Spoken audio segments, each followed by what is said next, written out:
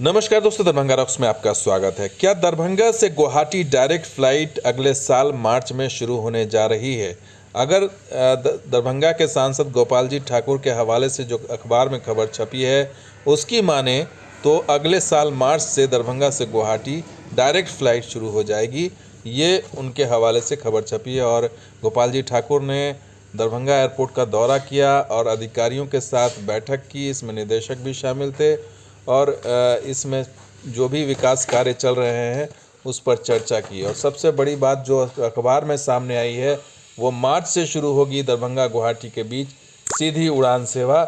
अब ये किस आधार पर गोपाल जी ठाकुर का ये बयान सामने आया है ये कहना मुश्किल है, क्योंकि अगले साल मार्च तक शुरू होगी या नहीं ये कहना इसलिए भी मुमकिन नहीं है क्योंकि उस समय तक क्या जो काम है बाकी का विस्तार का काम पूरा होगा या नहीं ये देखना अभी बात बाकी है। लेकिन जो वैट को लेकर के जो चल रहा था मुद्दा, उस पर उन्होंने अधिकारियों को कहा है कि राज्य सरकार से वो बात करें और इस पे उन्होंने आगे ये कहा कि वैट की वजह से ही किराए में बढ़ोतरी हो रही है। इसके अलावा भी कई सारी समस्याओं पर बातचीत हुई है, लेकिन हल क्या निकला है कुछ समझ में नहीं आता। एयरपोर्ट अथॉरिटी ऑफ इंडिया के ईस्टर्न रीजन के जो आईडी हैं मनोज गंगल, उनसे भी उन्होंने टेलीफोन पर बातचीत की और साथ के साथ उन्होंने जो समस्याएं थी, जैसे टर्मिनल विस्तार है, नए टर्मिनल भवन का निर्माण है, 78 एकड़ भूमि का अधिग्रहण है, एयरपोर्ट का रनवे है उसको काम को पूरा करना है, डिजिटल डिस्प्ले का काम है, सीसीटीवी है, 4 दीवारी है, नीलगाय है, जंगली पशु हटाने का काम है। ये तमाम काम अभी भी पेंडिंग है और इस काम में क्या प्रगति हुई है ये अभी भी सामने नहीं आया है। साथ ही रनवे पर जो विजिबिलिटी यंत्र लगाने की जो सुविधा है उस पर भी बातचीत हुई। और इसके अलावा जो पहले फेज़ में 24 एकड़ ज़मीन का जो कहा जा रहा था कि ज़मीन का हस्तांतरण हो रहा है, उस पर भी जो है अब तक फाइनल नहीं सामने आया कि हस्तांतरण हुआ है या नहीं हुआ है, क्योंकि 24 एकड़ बिहार सरकार की तरफ से बिहार सरकार के मंत्री ने कह दिया था कि हो गया है, दरभंगा के जिलाधिकारी ने कह दिया था कि हो गया है।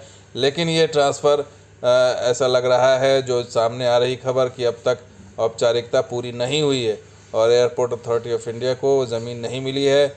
और ये भी सामने नहीं आ रहा कि मौजूदा जो टर्मिनल का विस्तार होना था उसका जो टेंडर जारी हुआ उसका क्या हुआ, किसको मिला, क्या काम कहाँ पहुँचा।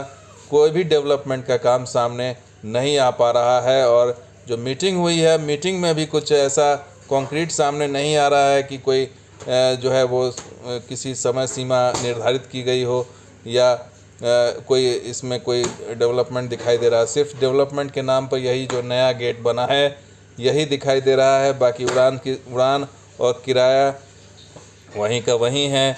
अभी उड़ान की संख्या और कम हो गई है और बीच में ज़्यादा हो गई थी छठ के समय में, लेकिन फिर कम हो गई और जो किराया है अभी भी आसमान छू रहा है। और वैट का बहाना बना करके ये सारी चीज़ें सामने आ रही हैं कि वैट की वजह से हो रहा है, और लेकिन असल चीज़ है कि कंपनियों को नियंत्रण नहीं किया जा रहा और स्थिति यही है कि वही ढाक के तीन पात है।